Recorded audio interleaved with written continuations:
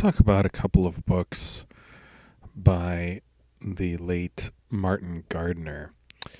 Martin Gardner was a prolific writer, over 100 books by the end of his long life. He was probably best known to the general public because he wrote the Games and Puzzles column for Scientific American for about 30 years, which is over 300 columns on, mathematical puzzles and oddities and games. He usually did not invent these directly himself, but he was superb at finding them in, earlier literature or coming across ones that had been, come into fashion again with his circle. He was a very skilled magician and wrote many books about close-up magic, including some for children to sort of encourage them to express their deceptive side, I suppose. He wrote a lot of literary criticism and reviews especially for the books that he himself you get the feeling, especially for the books that he himself loved when he was a kid, like the Oz books. I remember he wrote quite a bit about those. But his first book that was pretty successful and that he wound up writing about similar topics for the rest of his life was called Fads and Fallacies in the Name of Science. And it came out in the early 1950s and was I think a surprise hit for the press that put it out, which I believe was Dover Press. If this seems like a lot of minutia, I'm sorry. He just was affiliated with Dover Press for a long time, so I would not be surprised if his book had been an early hit for them and if he had just kept up an association with them. It's a large survey of pseudoscience, past and present, specifically ones that have made scientific claims or had pretensions to scientific evidence. And, so he investigated, claims of like perpetual motion machines, anti-gravity, hollow earth, flat earth, creationist geology, a lot of health claims, what we now call alternative or complementary health, dietary claims, magical water. There was a lot of this, and it was a hit. There had been prior books on the topic, sort of surveys of fields that pursue various goals that we might call quackery. Certainly in the field of healing there had been some, but Gardner was a very pithy writer, and he had the satirist's knack of knowing that when it comes to human folly, you don't really need to add a lot of commentary or point out how foolish it is. You kind of just need to describe it accurately and let the unlikeliness and the silliness of it just simply be exposed and be apparent. And this was something that he wound up writing about, for the rest of his working life, and following the same tactic of simply describing the ideas, pointing out occasionally, where there's absolutely no evidence for the claims advanced, giving some history of the groups or the movements advancing these theories, showing links between them, like links between homeopathic medicine and later versions of the same sort of stuff. And it helped create the modern kind of like skeptical attitude towards this stuff. I think it's fair to say Gardner's work was really central to the skeptic with a capital S groups that, especially, he was a founding member of SciCop, the Committee for the Scientific Investigation of Claims of the Paranormal. In the 70s, he was a primary columnist for Skeptical Inquirer, which is now a kind of a linchpin publication of the skeptical community. He was friends with the amazing Randy, the magician, who was another kind of hero of the skeptical community, and he continued publishing books on the topic, collections of his writings for Skeptical Inquirer. There was one in the 80s called Science, Good, Bad, and Bogus. And he generally, I think, helped create the whole, a minor genre, I guess we could say, a minor genre of nonfiction writing, which is sort of the expose, the detailed expose of fraudulent scientific claims. That there is such a genre shows how much fraudulent science is out there, and how confused the culture is about what makes a scientific statement credible. As Gardner shows, even very, very good scientists can be prone, outside of their given field, to accept non-scientific, to accept evidence-free hypotheses, and to investigate seriously things that many people would see easily as outright deception or fraud.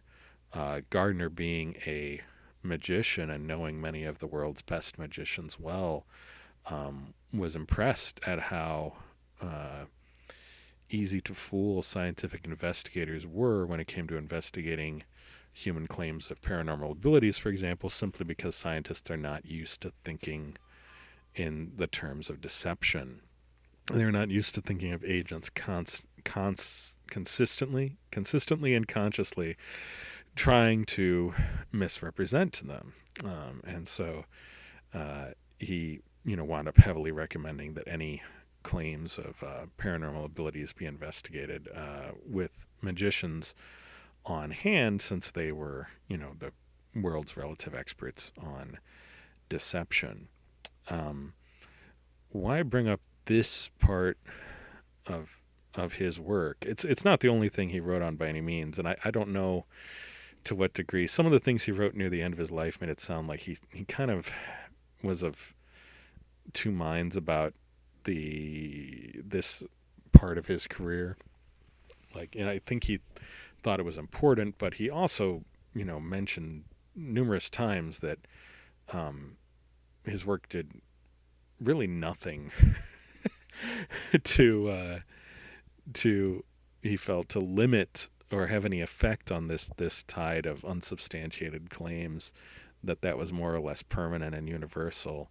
And I wondered about, it made me wonder about the use of literature and culture that is kind of trapped inside one particular audience of readers and absorbers of information, who are already convinced of the stance they should take on the material. It's the preaching to the choir phenomenon. All this skeptical stuff is created. I want to say it must occasionally help someone who is on the fence, but I think it's more likely that if you believed in something like homeopathy or spiritualism, there seems to be some reasonable evidence that encountering material that casts doubt on it actually makes you cling to your beliefs further. There seems to be a real narrow window in which people form major beliefs about the world and how it works, And there seems to be a real lack of desire to integrate those beliefs, to test them against each other and see if they flow out of general principles. Um, Ray Hyman, who was a friend of Gardner's and another member of PsyCop and a psychologist who studied this kind of thing, said in more than once that skepticism is, from a psychologist's point of view, definitely a weird fringe thing. That belief is by far the standard in human affairs, and beginning from a position of doubt and, prove it to me, is very unusual psychologically. Statistically speaking, speaking as a psychologist, most people begin from a position of belief and give statements credibility if they, roughly coincide with things they may have heard. And this shows like the persistent rebranding of the same old illusions and the same old stories that get, updated every few years with a new coating of buzzwords and advertising, basically. So people have been selling magic potions for thousands of years, and there's no reason they should stop. And when science adds to our knowledge of chemistry, it creates a new sort of penumbra of words and concepts which the potion makers can use, and which, since they sound like things that are real, they often pass as real. Just one example. Visitors from faraway places is a story we've been telling forever. So, once we have explored the whole earth, why not assume that perhaps there are more of them up or down, aliens in the sky, or aliens under the earth, which was a somewhat popular trope in the 50s and 60s to readers of Ray Palmer's magazines. It's just kind of like sort of permanently part of the cultural equipment of humanity, I suppose. And there isn't much we can do except to sort of chronicle it. And that's when you get into perhaps the value of literature like Gardner is just, he really doesn't openly ridicule people.